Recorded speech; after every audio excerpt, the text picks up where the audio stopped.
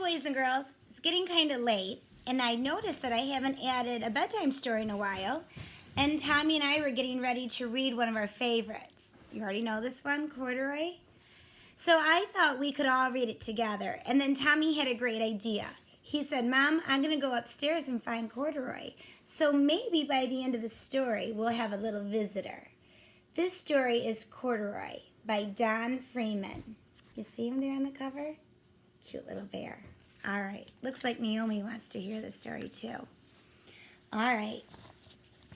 Corduroy is a bear who once lived in the toy department of a big store.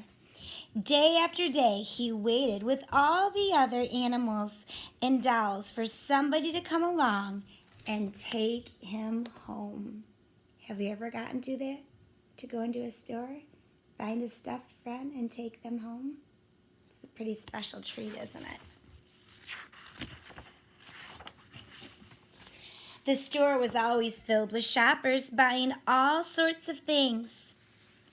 But no one ever seemed to want a small bear in green overalls. I think the green overalls make him look very astute. Kind of a classy little bear there. His own little look. Then one morning a little girl stopped and looked straight into Corduroy's bright eyes. Oh, Mommy, she said, look, there's a very bear I've always wanted. Not today, dear, her mother sighed. I've spent too much money already. Besides, he doesn't look new. He's lost a button to one of his shoulder straps. Uh-oh. Look at that. I wonder if that's going to bother the little girl. Oh, good, Tommy. Come show the boys and girls. Look who Tommy found. You can come. Why don't you walk over here? Can you show them? Oh, show them your bear. Now, Tommy's Corduroy isn't missing a button, is he? Just like when I broke his button off when I was a baby. Yeah, and then what did we do? Fixed it. We did. We fixed it. We sewed it back on, didn't we? Yeah. I wonder if that's going to happen in this story. Yeah. You going to tell the boys and girls, or we're not going to spoil it? I'm not going to spoil it. Okay, should I keep reading? Yeah. All right. I'm glad you got to visit with Tommy's Corduroy. That's been a special bear around our house for a long time. Corduroy watched them sadly as they walked away. Why would I choose a sad story for a bedtime story? Boy, I hope something changes. I didn't know I'd lost a button, he said to himself. Tonight I'll go and see if I can find it. Hope he had some good luck. Yeah, is it different than the movie version of Corduroy? It is different. Tommy and I used to watch this on a movie. Scholastic has a little movie of this, and there's some little differences to it. Yeah. We should look and see if we can find that on YouTube, Tommy. Maybe the kids would like to see that. Late that evening, when all the shoppers had gone and the doors were shut and locked, Corduroy climbed carefully down from his shelf. Because there was some kind of priest out of the house saying it was your dad's mom. Oh, I know. Let's see when that character comes in the story. It's only the movie version. Right, well, we'll have to see. And he began searching everywhere on the floor for his button. Look at, he's looking on the floor. Have you ever searched for a lost item? I've searched for lost buttons myself. So, Tommy. Suddenly, he felt the floor moving under him. Quite by accident, he had stepped onto the escalator, and up he went. Could this be a mountain, he wondered? I think I've always wanted to climb a mountain. Is he on a mountain, Tommy? That's an escalator. It's an escalator. That's not a mountain. All right, let's keep reading. He stepped off the escalator as it reached the next floor, and there, before his eyes, was a most amazing sight. Tables and chairs and lamps and sofas and rows of beds. This must be a palace, Corduroy gasped. I guess I've always wanted to live in a palace. See, he had been living in that palace so long and didn't even realize it. Yeah, sure you can. He wandered around, admiring the furniture "This must be a bed," he said. "I've always wanted to sleep in a bed." And up he crawled onto a large, thick mattress. All at once he saw something small and round. "Why, here's my button," he cried, and he tried to pick it up. But like all the other buttons on the mattress, it was tied down tight. Look at that. Looks like he's looking for which one might come up, and it is on that mattress.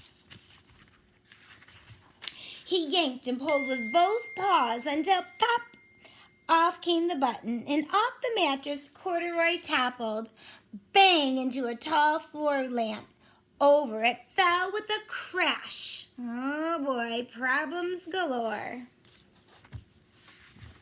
Corduroy didn't know it, but there was someone else awake in the store. The night watchman was going his rounds on the floor above. When he heard the crash, he came dashing down the escalators. "Now, who in the world did that?" he exclaimed. "Somebody must be hiding around here." Yeah, if you're a burglar, they might find you. I hope there's no burglar. I'm just kidding. Yeah. Tommy, you said that in the movie version of this story, the officer's name is Jim, right? Yeah. Yeah, but you don't know that from reading the book, only if you see the movie part. He flashed his light under and over sofas and beds until he came to the biggest bed of all, and there he saw 2 fuzzy brown ears sticking up from under the covers. Do you see the fuzzy brown ears? I think I do. "Hello," he said. "How did you get upstairs?" It's a very nice night watchman. He's so kind. Yes, he is kind. The watchman took Corduroy under his arm and carried him down the escalator. So before they went up, up, up, now Corduroy's going down, down, down. Those are opposites. And set him on the shelf in the toy department with the other animals and dolls. There he is, back with his friends. They look sleepy in this picture. Look at this. Do you remember her from earlier in this story? It's the same little girl. Corduroy was just walking up when the first customer came into the store that morning, and there, looking at him with a wide, warm smile, was the little girl he'd seen only the day before. "I'm Lisa," she said, "and you're going to be my very own bear. Last night I counted what I've saved in my piggy bank, and my mother said I could bring you home. Oh, this is going to make it even more special. She saved up her own money to buy Corduroy." Tommy noticed that the character, the little girl Lisa in the story, has the same name as my sister Lisa. Isn't it fun when we connect with a book, something like that? "Shall I put him in a box for you?" the sales lady asked. "Oh, no, thank you," Lisa answered, and she carried Corduroy home in her arms. I bet you that made Corduroy happy. She ran all the way up 4 flights of stairs into her family's apartment and straight into her own room. Look at her go. That is a happy little girl. That was a fun story. Yes, it was. A little bit more to read. Corduroy blinked. There was a chair and a chest of drawers. Alongside a girl-sized bed stood a little bed, just the right size for him. The room was small, nothing like that enormous palace in the department store. "This must be home," he said. "I know I've always wanted a home." Lisa sat down with Corduroy on her lap and began to sew a button on his overalls. "I like you the way you are," she said, "but you'll be more comfortable with your shoulder strap fastened." Hey, Tommy, why don't you have Corduroy come say goodnight to the boys and girls? Okay. "You must be a friend," said Corduroy.